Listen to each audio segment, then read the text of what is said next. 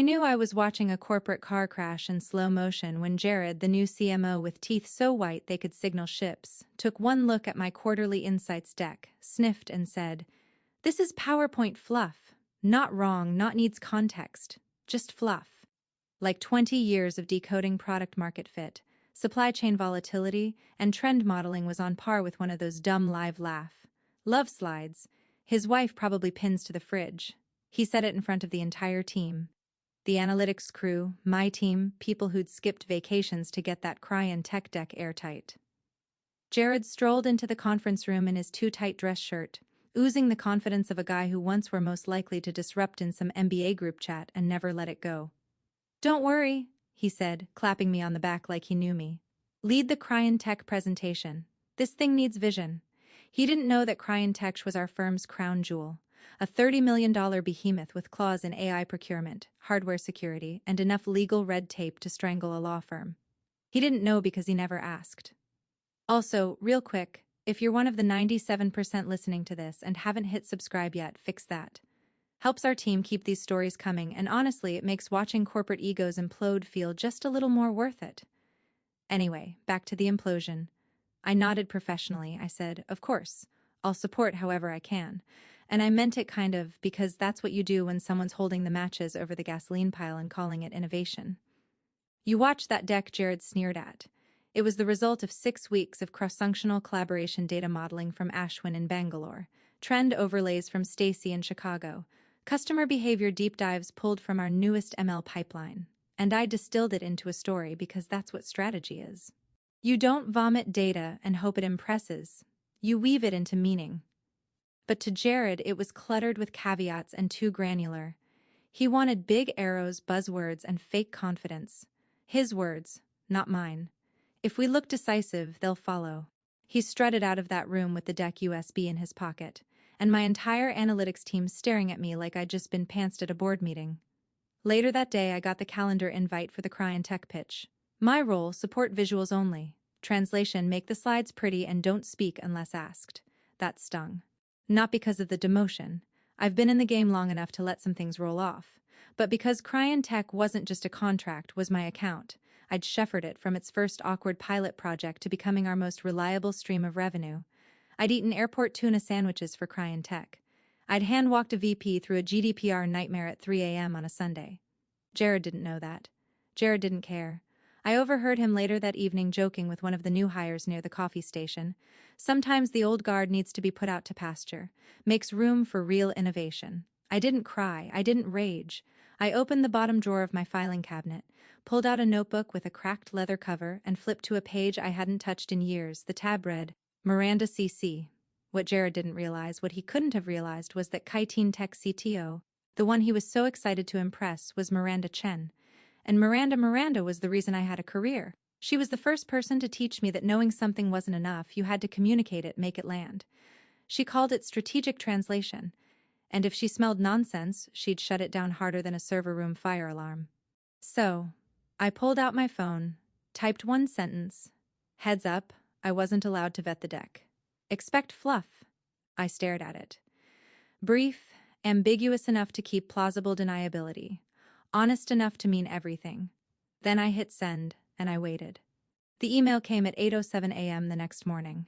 Subject line, client pitch roles finalized. Cried in Tech Q4. Jared had copied the entire executive team because, of course, he did. His message was sugary enough to rot teeth. Looking forward to a powerful presentation tomorrow. For optimal clarity, I'll be the sole speaker. Her name will assist on slide transitions and design continuity. Please direct all slide edits to her before end-of-day design continuity like I was a goddamn Canva intern. I used to brief Cryon Tech CTO on regulatory impact models. Now I was reduced to glorified button clicker. I didn't reply. Just stared at the screen while my inbox filled with well-meaning pings. Sorry, this sucks. You good? He's a clown. Good. No, I was surgical calm like a pressure gauge about to blow. At lunch, I sat in the break room forcing down a chicken wrap that tasted like cardboard dipped in regret. Across the room, Jared was laughing at something, probably himself. He paced around like a motivational speaker with an invisible mic. I heard snippets. Got to trim the fat modern eyes. Too many cooks in the data kitchen. Then I caught it. Clear as the tear in my dignity. Sometimes the old guard needs to be put out to pasture. The intern beside him laughed too hard. Jared slapped his shoulder like a frat brother. I folded my wrap into the trash and walked out. Didn't say a word. In my office, I shut the door and drew the blinds, sat down, breathed. Then I pulled open the bottom right drawer. The one with the real valuables. Not HR paperwork or promo swag, but the things you save when you know you'll need them. Out came the leather notebook. Edges curled. Smelled like thyme and ink. Little water damaged from that Denver data center flood in 2014. The gold-embossed label reads simply Miranda C. inside pages of Hanton notes back when strategy still happened in conference rooms with whiteboards, instead of Slack threads and emoji approvals, diagrams, market ecosystem charts. Cryantech's original pilot rollout plan from 2011. Notes in her handwriting. Don't pitch, teach. Confidence is fine, but earn it with clarity. I flipped to a sticky note I'd saved. You're better at this than you know. One day, you'll be running the room and they won't even realize it until the contract's already signed. I didn't cry. I almost did, but instead I pulled out a pen and added a new note beneath hers. They still don't realize it. I spent the rest of the day doing what I do best, cleaning up other people's messes. Jared had loaded the Cryantech deck with so much nonsense. I had to rebuild the foundation from scratch. One slide literally said, "Data is the new oil," like it was 2009. Another included a funnel graphic labeled Customer Obsession Zone. I had to resist the urge to add a footnote, also the name of my true crime podcast. But I did my job quietly, thoroughly, because when it all burned down, and I knew it would, I wanted my fingerprints nowhere near the ashes. That evening I got a Teams ping from Jared. "Hey, just looked over the final deck. Nice polish. Remember to leave me presenter view tomorrow. Don't want to fumble on the transitions." I replied with a thumbs-up emoji, nothing else. Let him think I was licking boots. Let him believe I'd been neutered, because if Jared knew anything about Miranda Chen, he would have known this. She didn't suffer, and tomorrow he was bringing a PowerPoint slingshot to a nuclear strategy meeting with my mentor. God help him. The first time I met Miranda Chen, I was 23, fresh out of college, and stupid enough to think pivot tables were a personality trait. She was already a legend by then, CTO of a Fortune 100 company, known for firing vendors mid-call if they tried to mansplain latency. I was the new analyst on a cross-F functional nightmare project with a name like Next Horizon Synergies, which is corporate for "we don't know what this is, but someone already told the board." Everyone was too scared to present our janky prototype. So they shoved me in front of her because I smiled a lot. I fumbled, stuttered, almost said bandwidth penetration when I meant network bottleneck. Then mid-sentence Miranda raised her hand. Stop. I thought that was it. Career over. Back to living with my sister and her pet iguana. But she leaned in and said, "You're talking like a white paper." "What do you actually mean?" I blinked. "I mean, if we don't fix the sync issue, it'll crash when more than 10 clients log in at once." "Good," she said. "Then say that." She took over the whiteboard and had me talk while she drew. Boxes, arrows, cycles. She narrated back to me what I'd been trying to say. Was the first time I understood that being smart wasn't enough. You had to translate, make it land. That day she gave me her direct number. "Next time you're forced to do someone else's job badly, call me." And I did often over the next decade. She became my compass. She never gave hugs, never told me I was doing amazing, sweetie. But she trusted me, gave me real work. Let me sit in on contract reviews and watch how she disarmed smug execs with one question. "What problem are we solving exactly?" We once spent 6 straight hours on a hotel floor in Atlanta reworking a supply chain integration for a government client. She ordered fries, not salad. She swore like a pirate when data broke. And when I got promoted to lead analyst, she emailed a single line, "Keep your knives sharp. They're not done testing you." I still have that email. Back in the present, staring at Jared's carnival funhouse of pitch deck. I thought of that night in Atlanta. Miranda scrawling boxes while dipping fries in ketchup. Me realizing that strategy wasn't about flash, it was about accuracy and nerve. So I opened my phone. No overthinking, just muscle memory. I typed brace for Fluff. I wasn't allowed to vet the deck. Sent. 3 minutes passed. Then a reply pinged through, noted. That was it. No emojis, no punctuation, but I could hear her voice, and that word flat, unreadable, and loaded like a round chambered quietly in a boardroom revolver. I exhaled. The gears were turning, and I was no longer angry. I was ready. Let Jared ride into battle in his shiny LinkedIn armor. Let him hold court with his future state synergies and data. As destiny slid, Miranda would smell the BS before he clicked the second bullet point. And when she did, she'd look around that boardroom, straight through the smoke, and remember who taught me to see through it too. The room was colder than usual. Boardrooms always are. but this one felt surgical. Cryantext HQ was all polished steel and Scandinavian silence, the kind of place where even the air seemed under NDA. Jared loved it. He strutted in 10 minutes early, flashing veneers and handshakes like a discount game show host. Miranda, he beamed, gripping her hand with both of his like she was his college roommate's mom. So thrilled to be here. Big ideas today. Can't wait to disrupt together. Miranda just blinked at him. Please sit. I took my seat at the far end of the table, laptop open, fingers poised over the clicker, supporting role design continuity. My job was to tap the arrow key every time Jared threw a cue. All right, he began clapping once. Let's talk vision. Slide 1, a gradient triangle labeled Innovation Stack 2. Jared's baby. Not a single metric on it, just verbs and circles. Accelerate, optimize, transform. Slide 2, a timeline that somehow showed revenue tripling without explaining how. Slide 3, stock images of diverse hands shaking in front of floating charts. I glanced up. Miranda's expression hadn't changed. Still blank, still controlled, still watching. Jared launched into a monologue about horizontal disruption vectors and next-gen bandwidth loyalty. It was like watching someone try to win a spelling bee with made-up words. The Cryantech CFO scribbled something down, probably kill me.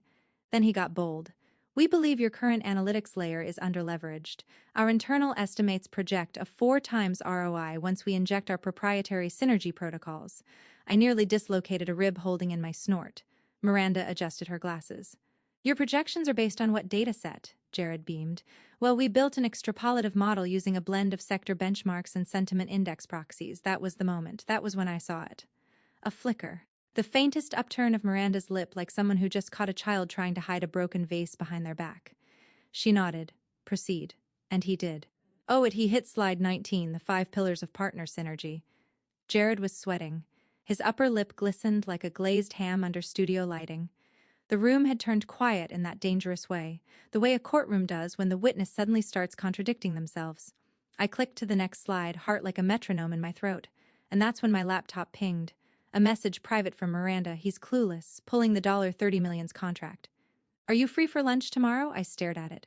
For a second, I forgot how to breathe. Then I looked up. Neutral face, neutral hands, neutral heartbeat, or close enough.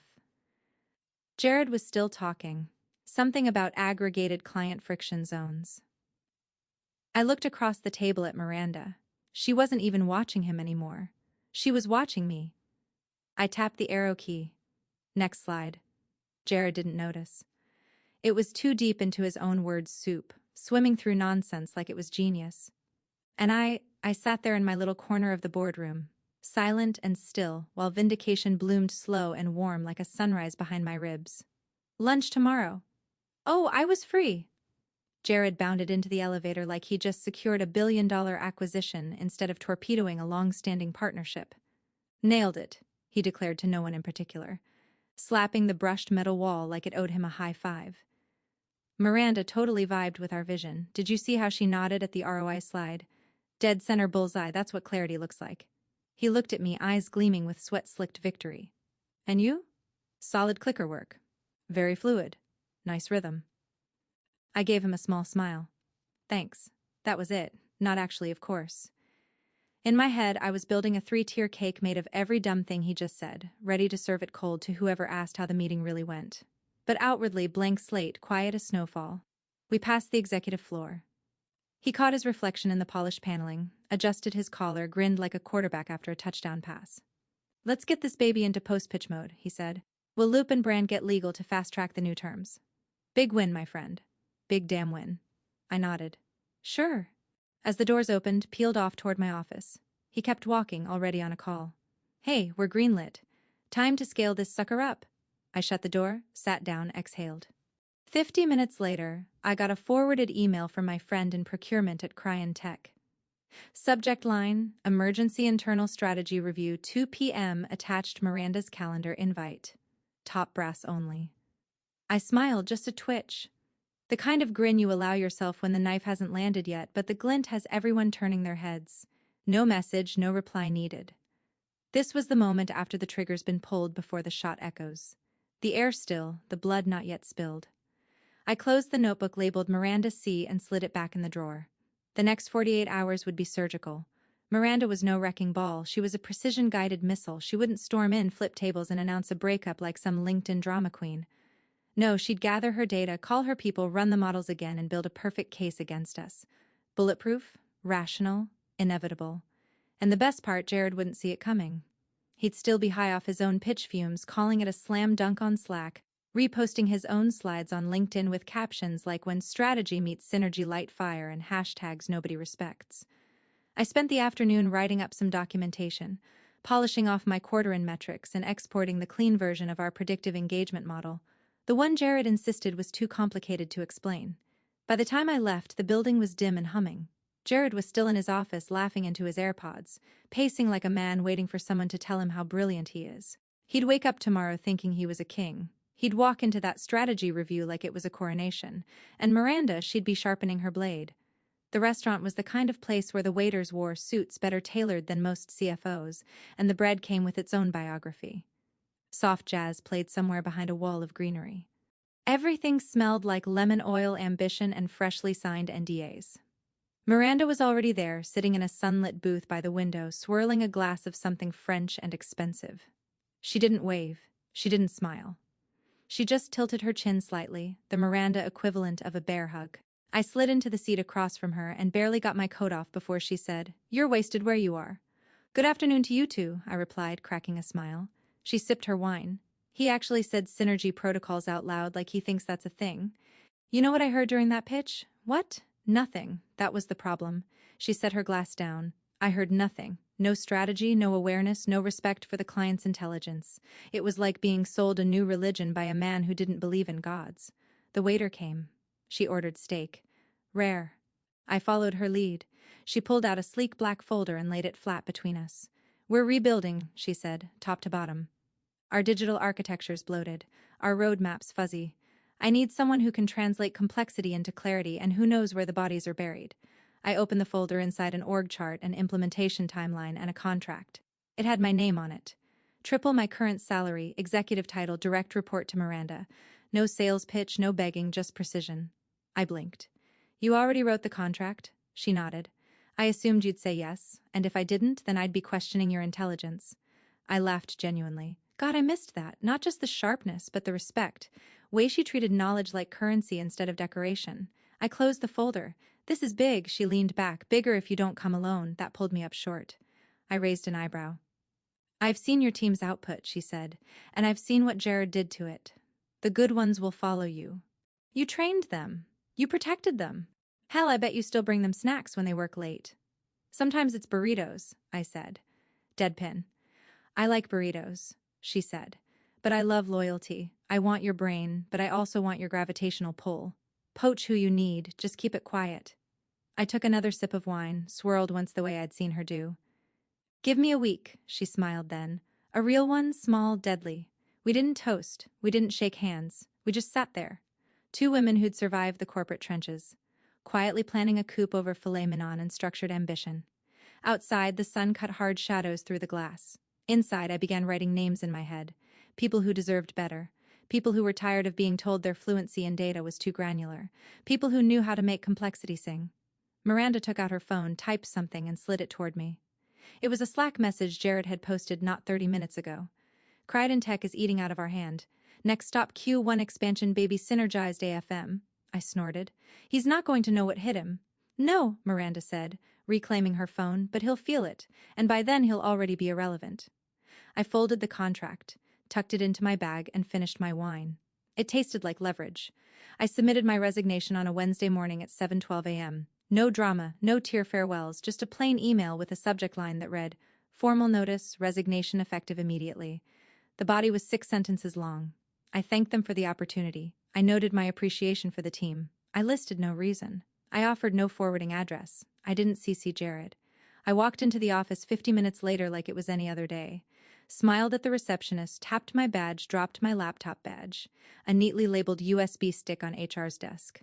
"My files are clean," I said. "Everything's backed up on SharePoint." She blinked. "Oh, okay." I left before the rest of the floor filled in. No desk cleanout, no coffee farewell, no corporate eulogy, and Slack with emojis and platitudes about next chapters. By noon, I was a ghost. That night, I texted two people, Sasha and Ely. Sasha had been with me since the early pilot days at Cryon Tech. She could wrangle a data set like it owed her money and had a gift for making charts feel like storytelling instead of punishment. I was newer but brilliant, quiet, precise, the kind of mind that found patterns where others saw chaos. The message was simple. "I'm out," cried Tex in play. "If you want something cleaner, sharper, and worth your time, let's talk. NDA required." By Friday morning, both of their resignations hit HR. No overlap in phrasing, no drama, just two of the firm's top analysts vanishing into the mist. Jared didn't notice until someone from the finance team pinged him asking why the Q4 forecast modeling was missing critical components. His reply, leaked to me by a friend still inside, was classic Jared. "It's all under control. These transitions happen. Forecasting will resume shortly." Sure it would. By whom? The summer intern who still thought SQL was an allergy test. I didn't gloat, not outwardly. I didn't post a cryptic quote on LinkedIn or reflect on my journey. I didn't signal anything, but inside I let the satisfaction settle low and slow like bourbon heat. The kind of triumph that doesn't dance, it waits. Back at my apartment, I had the contract signed and couriered to Miranda's office by noon. The return envelope was already on my desk with Cryon Tech seal. I went for a walk downtown. No particular direction, just long strides and cold air, and the quiet hum of machine I'd spent 20 years building finally beginning to collapse under its own arrogance. At some point during the day, Jared posted a selfie to LinkedIn. Him at the office, sleeves rolled, whiteboard behind him full of buzzwords and red marker. Caption: "Sometimes the best way to forecast the future is to create it." Hashtag leadership, hashtag data-driven, #vision 2025. The comments were full of the usual suspects. "Fire, fire, fire, speak it into existence, king. Love the grind." I saved the post to my phone. Not because I needed proof, because one day when someone asked me what hubris looked like, I wanted to show them that controlled burn. Let the office stay quiet. Let the questions pile up. Let him scramble to fill holes he didn't even know existed because the detonation had already happened. He just hadn't seen the smoke yet. It started with a calendar nuke. Every exec at the firm got the same invite at 8:03 a.m. sharp. Subject line: Emergency Cryon Tech Contract Termination Debrief. No agenda, no explanation. Just that all hands needed to be in conference room by 9. Mandatory: the CMO showed up 10 minutes late. Tie askew, lips pressed into that awkward almost smile people wear when they think they can charm their way through a car crash. By then, the room was ice. The CEO sat at the head of the table, jaw tight enough to crack MERS. Legal was there. Finance. Even HR. That only happened when someone was about to get eviscerated with plausible deniability. Jared shuffled to his seat. "All right, what's the CEO cut him off with a single sheet of paper on it. Cryon Tech's formal termination notice effective immediately. Cryon Tech is ending all contractual engagements with your firm. We no longer believe your team aligns with our strategic direction. Any future collaboration is off the table." There was no thank you, no regretfully. It was cleaner than a guillotine blade. Jared blinked. This must be a misunderstanding. We just had a phenomenal meeting with them."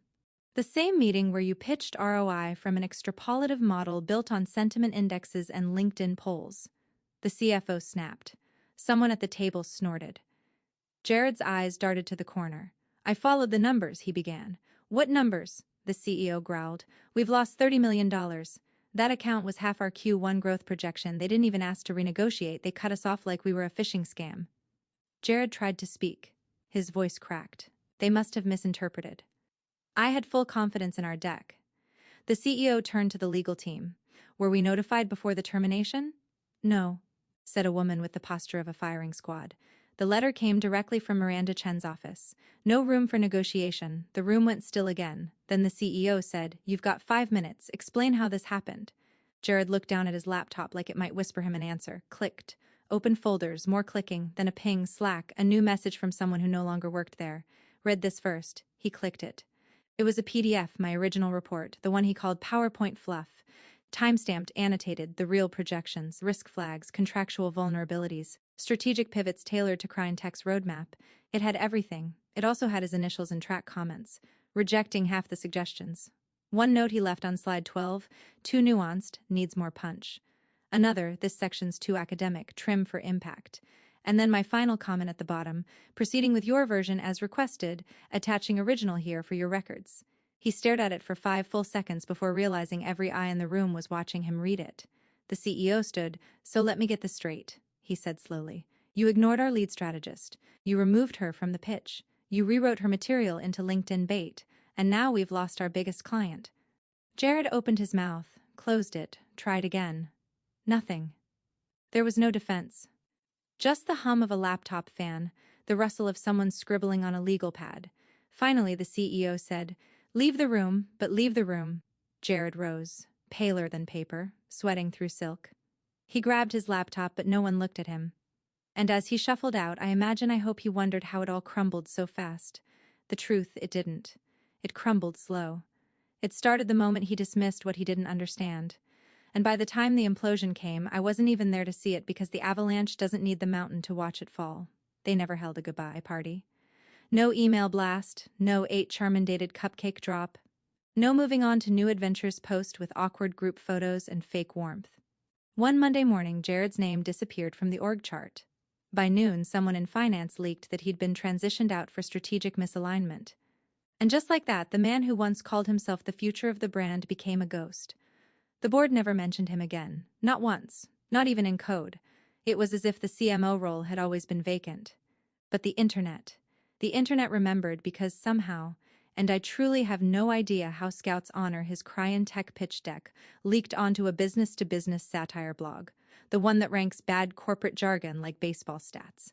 Slide captions were highlighted in neon with comments like synergy protocols. Is this a pitch or a Marvel villain origin story? If buzzwords could vomit, this deck would be the aftermath. Within 48 hours, the firm's stock dipped 4%. Not catastrophic, but enough to sting. I heard through the grapevine that the new interim CMO is someone from internal compliance. Bless their soul, legal still working to untangle whatever non-compete spaghetti Jared left in his wake. Meanwhile, I was sitting in a soundproof glass conference room at Cryon Tech HQ, whiteboard behind me, espresso in hand, watching a team of 20 strategists discuss my initiative down to the KPIs I used to defend tooth and nail while Jared insisted we simplify the narrative. Now we were implementing it on my timeline with Miranda's full backing. Across the table, Sasha was sketching out a data pipeline overhaul. He was debugging a prototype from the hotel lobby. Every person in that room wanted to be there, not because they were loyal to me, but because they were loyal to the work. I approved the first phase rollout with a signature and slid the binder across the table. Miranda leaned over, gently tapped her espresso cup against mine, and murmured just loud enough for only me to hear. Best fluff I ever invested in. We didn't laugh. We didn't need to. Outside, the sun was setting. Somewhere back at my old firm, Jared's nameplate was probably gathering dust in a desk drawer HR didn't know what to do with, and me. I was exactly where I was always meant to be. Quiet, respected, unbothered. The war was over, and the only sound left was victory steeped in silence. Thanks for watching, you cubicle warriors. Hit that subscribe button. Unless you're my old boss, then you're on your own. Revenge of the coffee pot strikes.